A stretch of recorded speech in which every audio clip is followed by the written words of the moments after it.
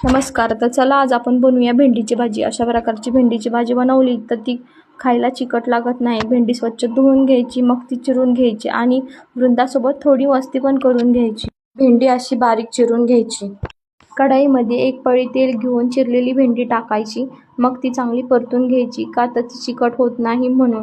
मग आपण जी फ्राय केलेली भेंडी एका बाउलमध्ये काढून त्याच कढईमध्ये एक पळी तेल घेऊन कांदा चांगला गोल्डन ब्राऊन होईस्तोपर्यंत भाजून घ्यायचा.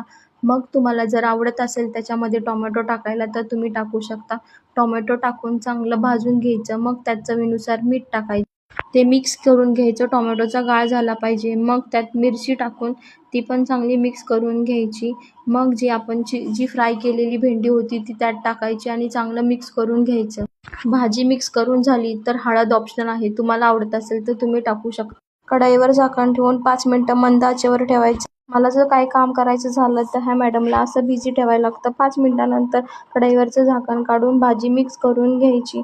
मग काय झाली खायला तयार. तुम्ही पण करून बघा. अशी ही रेसिपी खूप छान लागते. भाजी चिकट होत नाही.